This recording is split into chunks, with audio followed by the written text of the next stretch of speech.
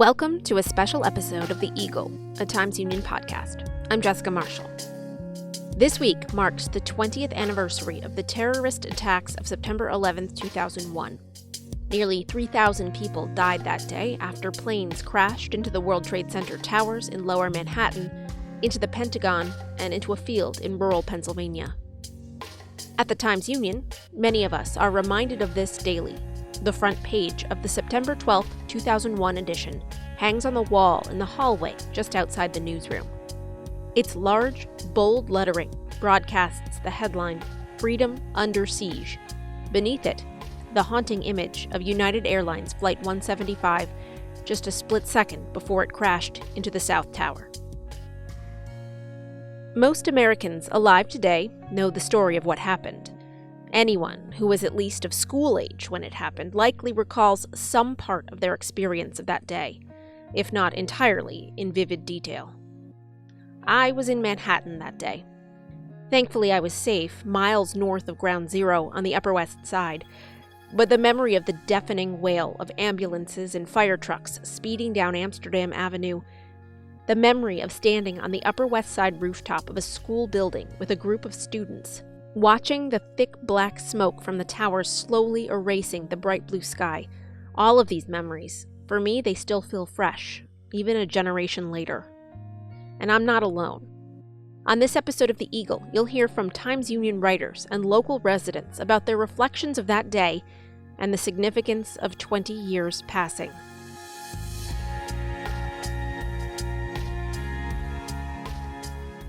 This is The Eagle, a Times Union podcast. A look inside our newsroom. I'm Jessica Marshall.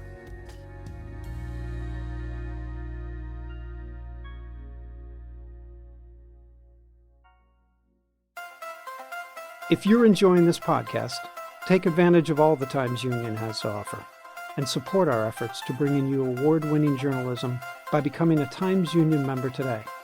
Go to timesunion.com/subscribe.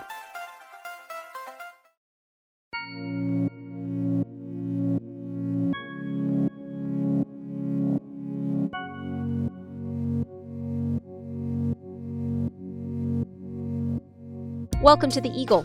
I'm Jessica Marshall. Before we discuss the anniversary of 9/11, let's take a quick look at some of the headlines that appeared in the Times Union and on timesunion.com. For that, I'm joined by Editor-in-Chief Casey Seiler. So let's start off with the fact that NXIVM co-founder Nancy Salzman was finally sentenced in a Brooklyn courtroom this week. She was sentenced to 3.5 years in prison, but tell us more.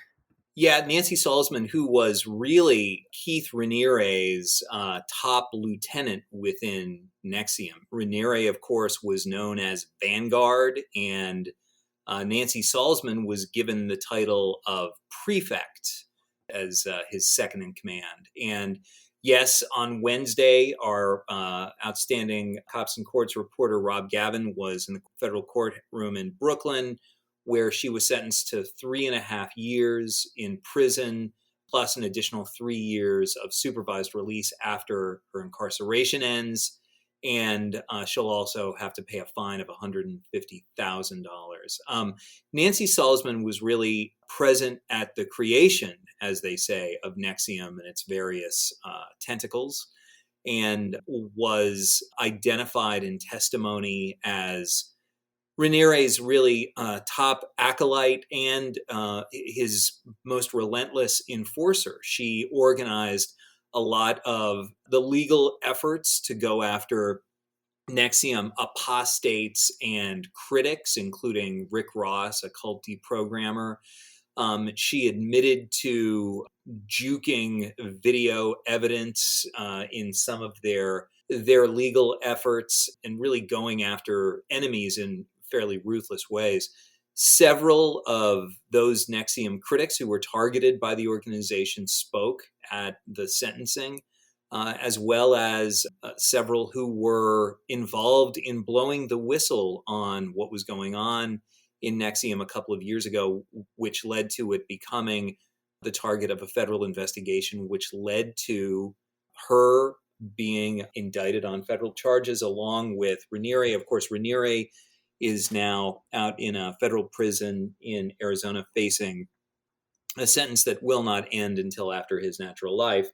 But Salzman really is the last of the major defendants. I think only one more remains to be sentenced, and that's Kathy Russell, who was a bookkeeper with the organization. So this, in a sense, really kind of rings down the curtain on the major prosecutions of NXIVM leaders. Wow, it's really remarkable seeing how the years have passed and how far this story has come. Now, of course, we'll have more on this on our sister podcast, NXIVM on Trial. So check that out wherever you listen to podcasts. Also, on the Law Beat this week, it was kind of a double whammy in court for former Cuomo aide Joe Percoco and former SUNY Poly president Elaine Caballeros. Can you tell us what happened to them this week? Yeah, also Wednesday, and this happened really as Nancy Salzman was about to learn her sentence. We learned that a federal appeals court, the Court of Appeals for the Second Circuit, handed down a decision rejecting Caballeros's challenge to his conviction, and then in a separate decision, they rejected a similar appeal brought by Joe Percoco. Now, these two men formerly held great power within the state. Caballeros, who was a physicist, was really the visionary who helped create, what was originally called SUNY Polytechnic Institute. And especially under Governor Andrew Cuomo, he became sort of the point man for expanding nanotechnology really across upstate in sort of this necklace of high-tech centers reaching all the way out to Buffalo and including facilities in Utica and elsewhere. And of course, it all came crashing down in 2016, I believe, was when the investigation came to light. Caballeros, along with a group of executives, were charged with wire fraud. They were convicted. Caballeros faces a sentence of 3.5 years. Joe Percoco had dealings with many of these same executives. He was convicted of taking bribes when he was working as Governor Andrew Cuomo's one of his top aides, certainly his most trusted confidant, and another enforcer. And he is already in prison. He is midway through almost a sentence of 6 years. Well, more on that in our Capital Confidential section on timesunion.com. Moving on to the city of Albany, where the federal stimulus money is going to go to bump the pay of unionized and non-union workers. Can you tell us more about that story? Correct. This is sort of the first thing that Mayor Kathy Sheehan has announced this money will be spent on. We're talking about a pool of 81 million. Of course, a lot of that is going to go to plug the hole in, or holes, plural, in the city's budget resulting from the economic downturn brought on by the pandemic. But we now learn that about 3.7 million of that sum is going to go to give city workers, both unionized and non-unionized, as you noted, raises that work out to about $2 for each hour worked between the beginning of the pandemic and this March, which I wish I could say was the end of the pandemic, but of course it isn't. And that'll work out to an average payment of about $3,700 to each employee. And then non-union employees are going to get 3% wage increases for 2021. And the mayor said that she plans to ask for another 3% increase in next year's budget proposal. And those are going to be retroactive to the beginning of this year. It's only a week ago that the mayor unveiled the report of the task force that she convened to see what the city needed to do or ought to do with its pandemic aid. And the mayor said she wanted to do, a couple of big transformative things, and she did not identify what those things are. Of course, she has faced criticism that giving increases to public workers might not exactly be a big transformative change. But there you go. This is it's the first announced spend out of the gate. All right. Finally, this Saturday marks the 20th anniversary of the attacks on September 11th.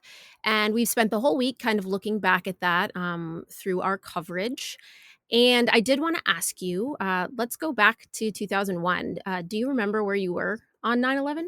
Yeah, I was right here in the newsroom. I was about 40 feet away from where I am sitting right now. I was the entertainment editor at the time, and I remember I came in and went into the office of Mary Fran Gleason, who was was she the assistant managing editor at that point? And we watched some of the live coverage that was coming through. And I can remember standing in the newsroom and watching one of the mounted TVs with the rest of the feature staff that I worked with. And I remember someone saying, "Those towers are going to come down." And I said, "That's impossible." I was almost irate at the very notion. And of course, as we know, that's exactly what happened. You know, the South Tower and then the North Tower came down in fairly quick succession. And I remember Mark McGuire, who was our TV columnist at the time, said, "I got to get out of here." And he and I took a walk around the Times Union's parking lot. And I think it is maybe one of the 4 final cigarettes I ever smoked in my life. Oh boy. As we walked around the parking lot talking about, what were we going to do, within the features department to cover this, because of course we knew that it would end up affecting everything. Yeah, I remember that very well. All right. Thank you so much, Casey. We'll check back in with you next week. Thanks, Jess. As always, you can read more about all the stories and the issues that we discuss on this podcast at timesunion.com.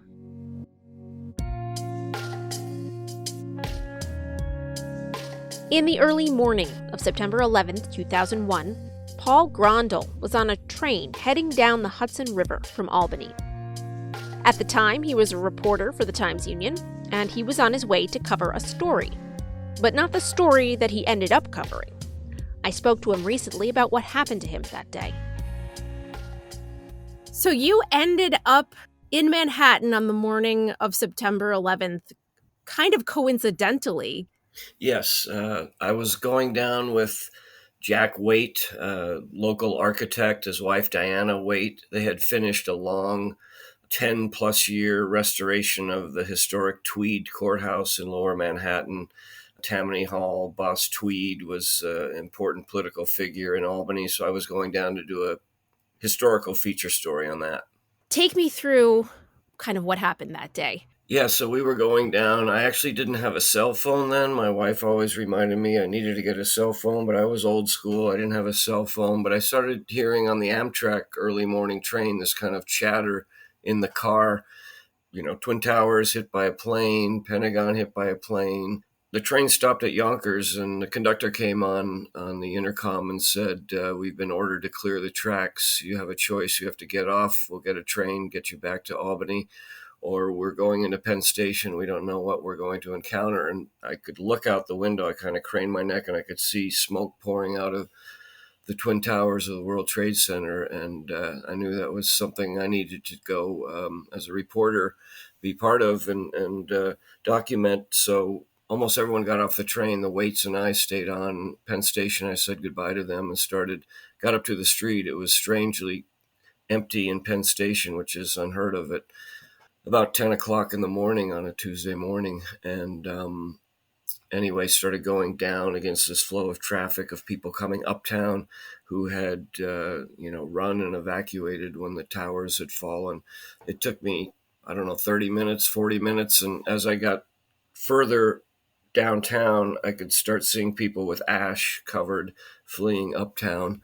There was very little traffic. It was strange. It was like the whole city stopped. As I got very close to the building number 7, which was still burning, smoking, kind of shuddering, it fell later that day. I started trying to talk to first responders. I saw some firefighters who had gotten out of the buildings, but they knew there were some mass casualties. And for the next 5 days, it was there from ground zero. Tell me more about the journalistic instinct that kind of kicked in on that day. You're starting to make your way down from Penn Station and you're seeing what you're seeing. And obviously, none of us had ever witnessed anything like this before, journalist or not. So tell me about the instinct that was kicking in for you. You just have an instinct to be safe, but to get as close as you can to document the situation. The photo department decided they didn't have a photographer to spend for the whole day, so I had my camera, one roll of film, and my notebook, and that was it. Not a digital camera? No, this was film days. The amazing thing was on day 2, they ran one path train under the Hudson River from New Jersey, and our photographer, Times Union photographer Steve Jacobs, managed to get on that train. So he was stuck on the New Jersey side for the first day and a half or so. The Times Union and other papers were trying to send people in. There were no more trains coming in. Everything was blocked unless you were an emergency vehicle. You wrote a column kind of looking back on this experience 20 years later. And one of the experiences that you mention is at St. Paul's. Can you tell me a little bit about how you came to St. Paul's and what it represented and, the memories that you have about it? Yes, it's no more than a block or so from where World Trade Center, the periphery.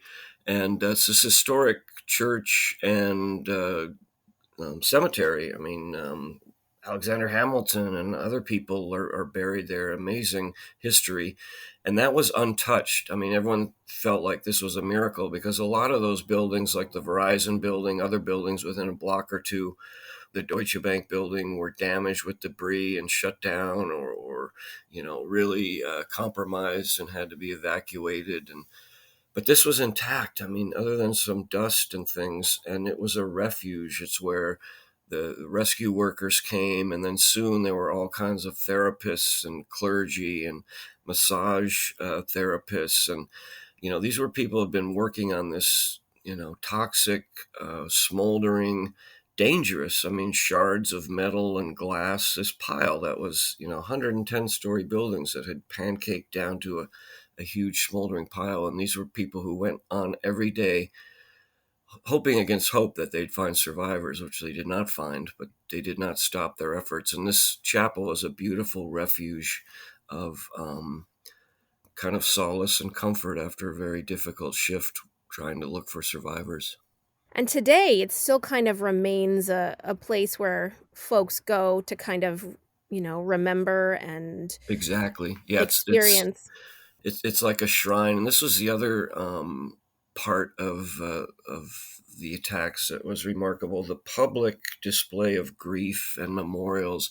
I just wrote about Union Square Park, which we went was kind of one of the larger ones, but they were all over the city. I know they were up here in Albany and around too, but right in the city, these were people who lived near Ground Zero and knew people who had died, and it felt like a small town for that time, and people wanted to express their grief.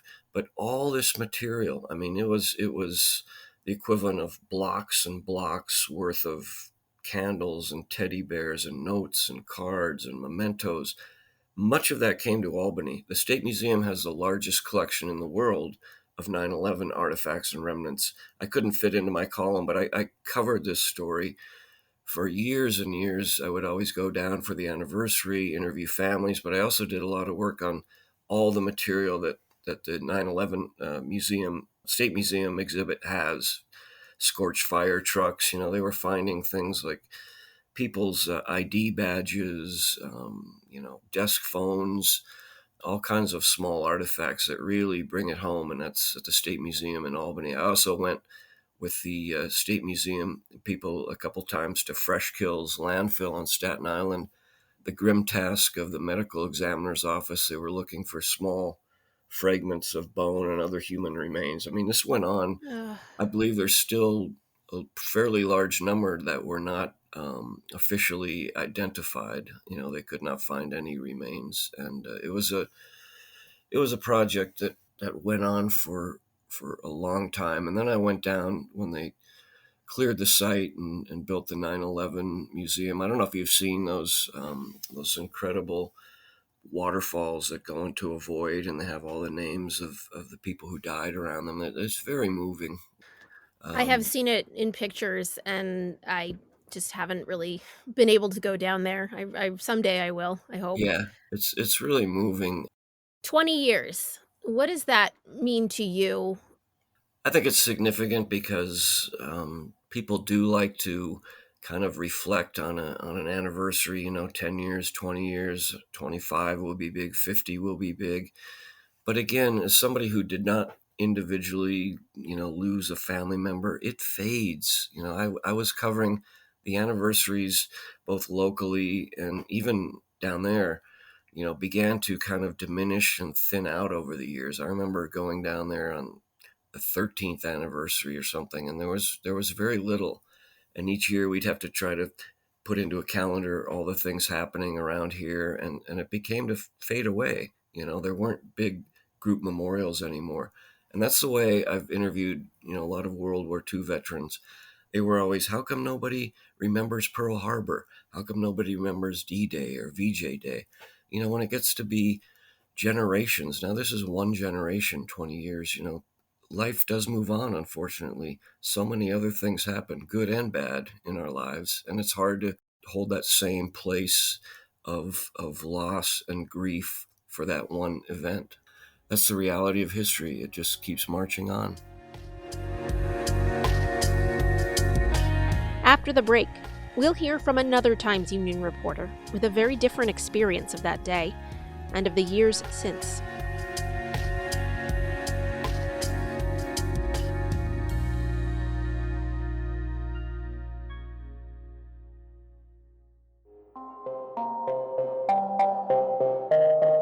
Hi, I'm Casey Seiler, editor of the Times Union. Join us for an ongoing discussion on major developments in the saga of Keith Raniere, co-founder of NXIVM, the shadowy upstate New York organization at the center of the explosive federal investigation that resulted in Raniere's conviction on charges of extortion, sex trafficking, and more. We talk to former members of NXIVM, discuss the latest news, and preview the likely next twists in this bizarre and disturbing story. You can find NXIVM on Trial at timesunion.com or wherever you listen to podcasts.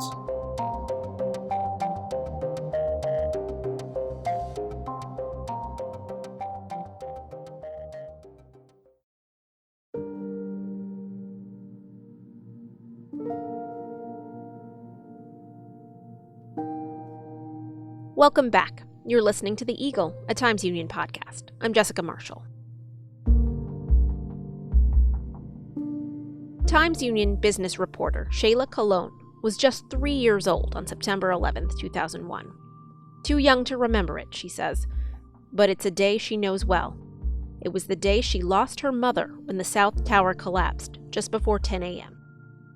20 years later, she's a journalist and has decided to write about the impact that day has had on her life. To get a full account of what happened, she interviewed her father, Ben Colon. Here's a portion of their conversation. So why don't you just start off by telling me a little bit about Mom, your favorite things about her, and what you remember about her. First, I'll start out with the way we met. Your mom used to cut her hair at my sister's beauty salon on Southern Boulevard in the Bronx. So your mother happened to see my picture up on Gloria's work area. Mm-hmm. So she was there with her friend Inez, and she asked my sister Gloria, who is that? So Gloria said, that's my brother, and you might get to meet him because I believe he's on his way here. So when I got there, my sister Gloria tells me somebody had saw my picture and they thought I was cute. So I said, who? So she pointed at your mother, which was sitting under one of those big hair dryers. I go up to her, and I lifted the hair dryer off her head. And she looked up in shock. So I said to her, hi, my name is Ben, and I heard you wanted to meet me. So she didn't know how to react. So I said, well, here's my telephone number. If you want, call me. And we exchanged numbers. A few days later, I called her, and she never responded. But she asked her friend whether she should call me. She said I sounded a little too conceited. Mm-hmm. So her friend said, call him. So she called me, and we just kept going from there. And a year later, we basically got married. What were your favorite things about her? Sol was very intelligent, good-hearted, hardworking, always wanted to have a family. Can you tell me what you remember about the morning of 9/11? Well, we drove down. I drove her down to the World Trade Center. We got there kind of early, so we were having, we had coffee and some rolls. We always used to go to this little food carts that was by the World Trade Center. We're sitting there. Actually, we were talking about, because the day before that, there was a threat of a bomb. So I said, listen, you know they tried to blow this building up 10 years ago. You got to be careful. I said, if you hear of anything, leave the building immediately. I told her, you have 2 daughters you need to come home to. You have a family, you need to come home. Don't wait for anybody. Just, get out the building. Of course, she was so friendly with these people at work. They cared about each other so much that when that day came, she was waiting for them.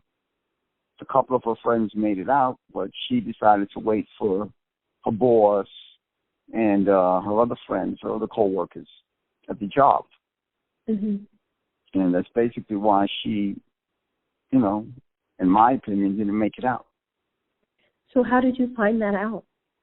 Because I spoke to a friend of hers that made it out, and she told me that when she was leaving, she saw Saul on the elevator exchange. There was a certain floor where the elevators you had to get off and then exchange to go lower, mm-hmm. to the lower floors.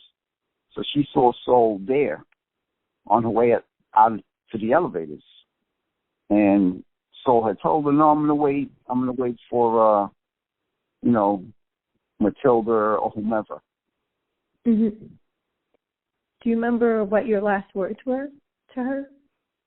Well, we usually just say goodbye, I love you, and give a kiss. And she would go to work and I would go to work. So can you walk me through your actions that morning when you found out about the tower attack? Well, after I dropped her off, I went to work, and then at work, we drove to a blood drive, a Red Cross blood drive in Queens. So after I had given blood, me and my coworkers had given blood, we're sitting there, and somebody ran in and said, hey, did you just hear? A plane just flew into the World Trade Center. I tried calling her, and at first it was like the lines were busy. Mm-hmm. So I tried several times, and then the lines went dead. So a coworker of mine that was with me that day, his mother worked in the building. So we said, let's go. So we jumped over the car, started driving over the bridge, the Queensboro Bridge. We made it all the way up to the FDR Drive on the upper level, not too far from the South Street Seaport area. Mm-hmm. And we couldn't go any further because all of the people were coming from that area. And the dust of the bombs and everything and the buildings blowing up was so thick that we couldn't even see past that point. So we had to turn around and go back to our office. That evening, after everything had basically, calmed down, they were saying that they were taking people, to the hospitals and stuff like that. So I started visiting the hospitals in Manhattan and trying to find her. There was no sign of her, she wasn't signed in or anything like that. So at that point, I started to get the feeling that she was gone. In the subsequent days when you were searching for her, What was going through your mind during that time? I was basically preparing myself for the worst, and also prepare myself, to basically raise my children, to prepare them for it.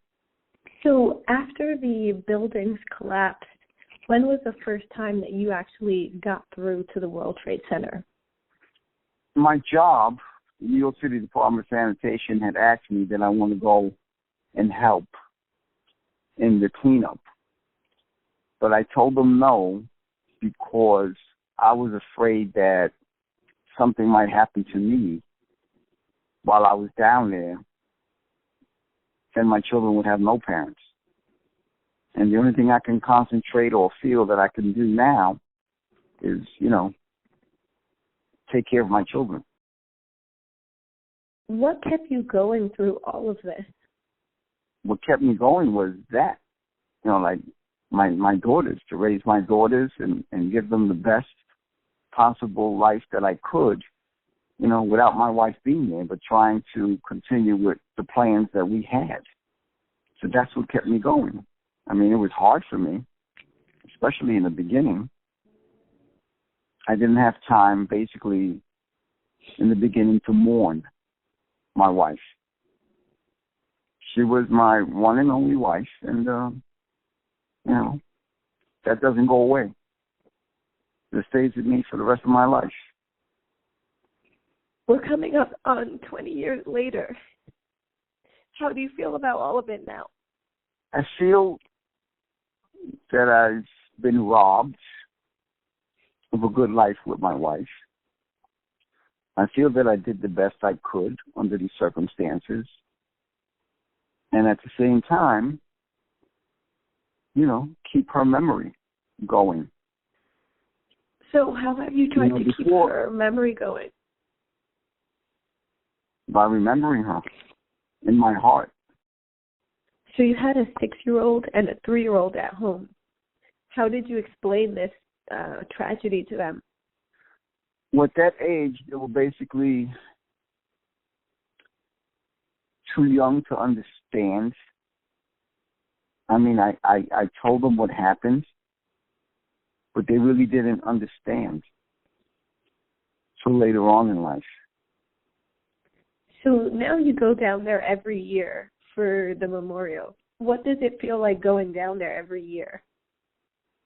Every year I go, I wear my shirt with her name and picture on it. And I just go there to represent my wife. Those people who took my wife paid that same price. They're gone, and all they did was ruin families, 3,000 or more families, outside of ruining their own families.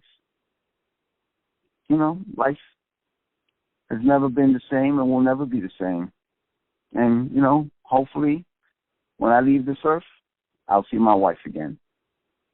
If you could see her right now, 20 years later after the fact, what would you say to her?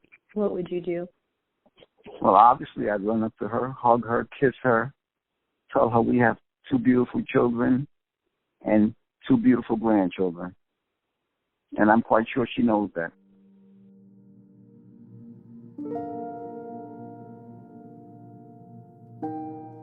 Shayla's mother, Shayla Colon, was 39 years old when she died.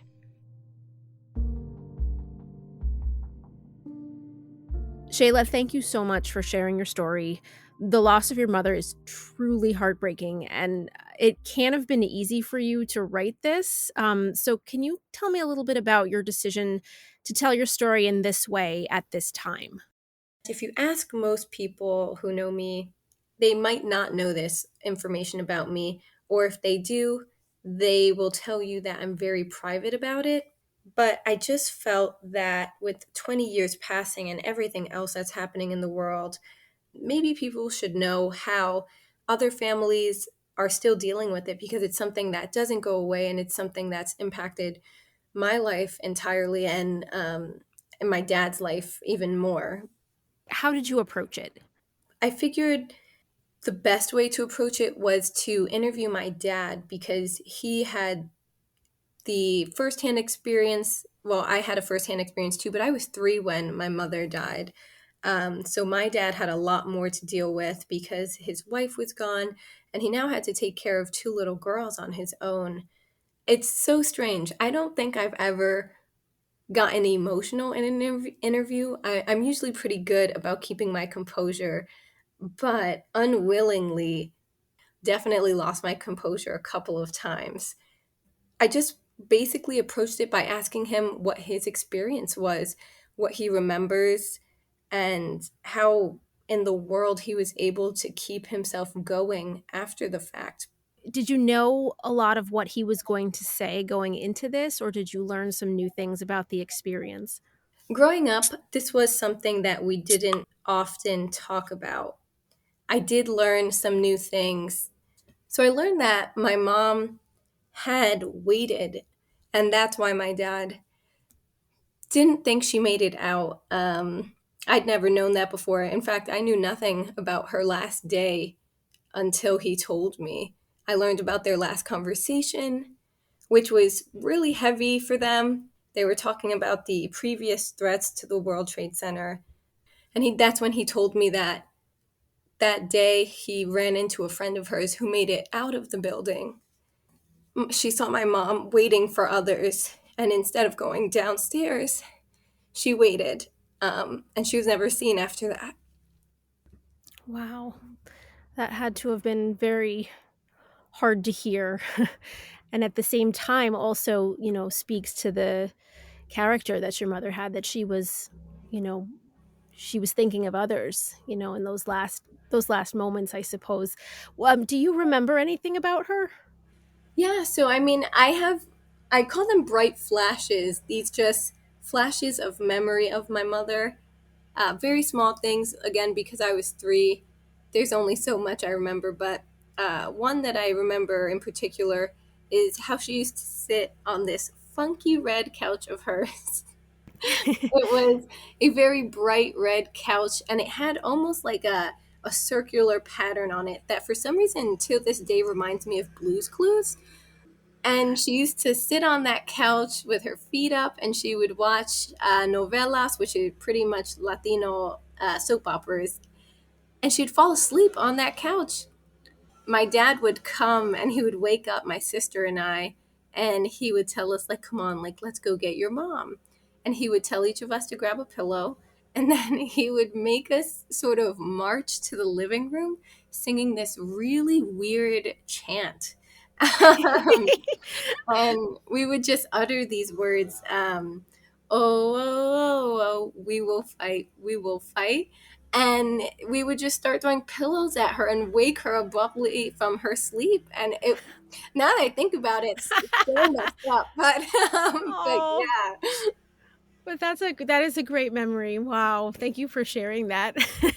I loved the memory where your dad mentions how they met. I thought that was such a cute story, and how he was like, "Oh, she thought I was really arrogant." I thought that was just wonderful. Wow.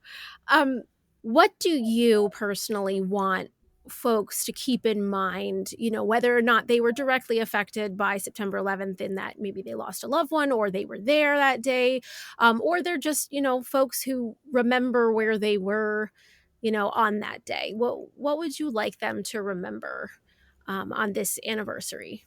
I would want them to remember the people that were lost there, the innocent people, because that's essentially what they were. They're just people going to work, going about their business, and got pulled into something that probably had nothing to do with them. And the bloodshed and the death and the loss didn't just end, I think, on 9/11. It followed for years after, and likely up until now, and maybe even past now. We've seen everything that's been going on in Afghanistan. There were lives lost on both sides, and no life lost is ever a good thing. The US was able to bring justice to those who died in the towers, and I hope that we can maybe remedy everything else that's happened since then. Well, thank you for sharing your story. It's a powerful story. I highly encourage everyone to go to timesunion.com and read it. Thank you so much. Oh, thanks, Jessica.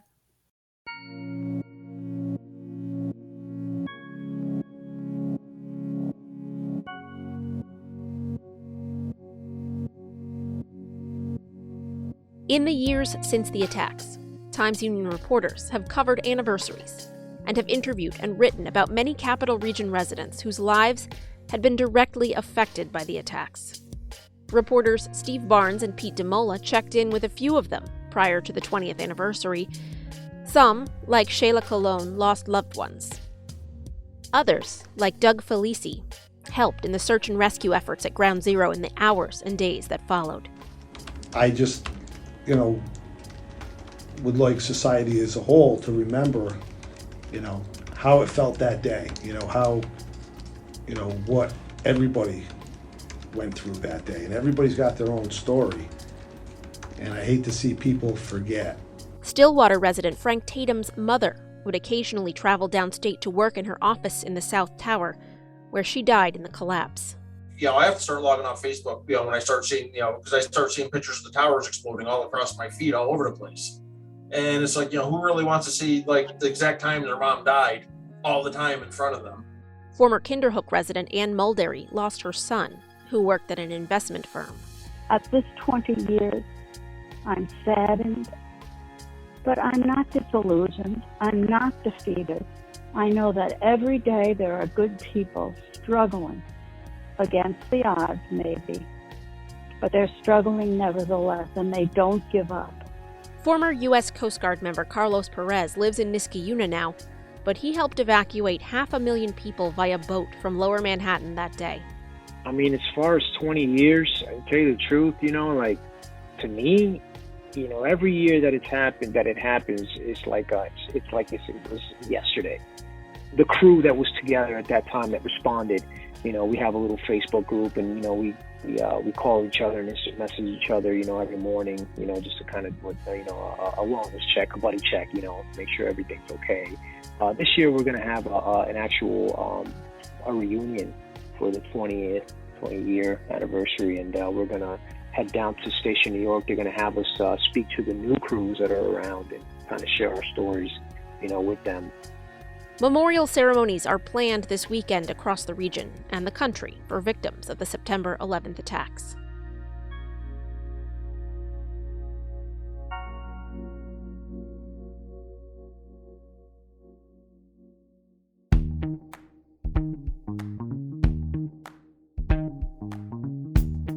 All right, that's it for this week. I'm Jessica Marshall. We'll be back next week with another look inside the newsroom here at the Times Union.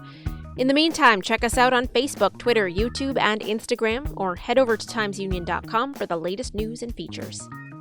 The Eagle is a production of the Times Union. It's produced and edited by me, Jessica Marshall, with help from the Times Union digital team and the newsroom. Special thanks this week to Casey Seiler, Paul Grondahl, Shayla Colon, Pete DeMola, and Steve Barnes for their reporting and contribution to this episode.